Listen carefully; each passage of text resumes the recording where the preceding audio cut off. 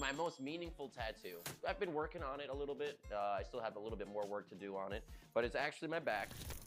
It is a giant, basically Puerto Rican style mural. And the idea of it is, once upon a time, the Tainos used to believe that, the Tainos were the people that lived in Puerto Rico, the natives.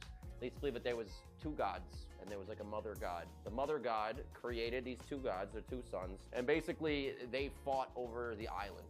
And that's why like there would be hurricanes, that's why, you know, natural disasters and all that stuff. And basically the result of what was happening in Puerto Rico was the result of these two gods fighting. And so I was like, you know, this would be really sick to try and do like this Aztec style Puerto Rican god-like thing where it almost looks like a monument to the gods. So I was like, let's do that. I got one on one side, I got the other god on the other side, and I got the mother god, which is like directly in the center. It's been taking a long time, as you can see.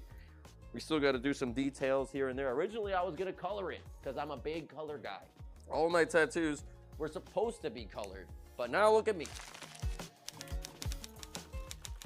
One of the craziest stories that I have about a tattoo that I got was this bird right here. It is supposed to be a red hawk, but because it's black and white, it is a black and white hawk, which is great. Once upon a time, I used to work with the film crew. I used to be a PA for many years until I eventually stopped PAing and started office PAing. But when I was a PA, one of the times is we were traveling around, we were shooting documentaries. We went to Arizona, we went to Michigan. It was literally just one trip where we're just going from place to place, just interviewing people, talking about the different problems and stuff that are going on in our country, whether we're aware of it or not. But basically, once upon a time, when America was first created, you know, we had a bunch of Native Americans here, and then we had all the European people who just came in and did some really up shit, pushed them all out. As Americans, you like to believe that these problems are over. You're like, oh, that's a thing of the past. That's over now, you know? But it's actually terrible. Like, it still affects people to this day, and it's just because, you know, a lot of people live in a different part of the country. They have no idea this stuff is going on, but, you know, there's still Native Americans who are just living out there, and a lot of them are trying or are being forced to live back into the American, you know, society, because at this point,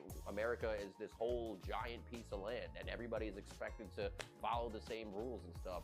The only problem is, like, if you're so used to one way of life, you know, you try and force yourself and assimilate back into American life, and it's totally against everything that you believe in. And it's very unfortunate, but like a lot of Native Americans are drinking their hearts out and becoming alcoholics, having to go to rehab centers. And this is one of the things that we were actually going to interview. We went down to Arizona to talk to people and talk to the different tribes. But one of the places that we were at was a rehabilitation center. And I was just trying my best to just talk to the people there, make them feel good, you know, whatever I can. I mean, it's part of my job. Obviously, I'm a PA, but it's also just part of being a human, where you're just like, I want these people to feel good. And this lady, at the very end of it all, she's like a shaman lady. She came over to me and she gave me this feather, and she was like, this is a feather of a red hawk. I'm basically blessing you right now from the Native Americans. And she did like this little ritual thing. She gave it to me, and I still have that feather to this day. It's actually in my room right now. In that moment, I was like, I was accepted by nature, by these people. And that for me was such a good moment.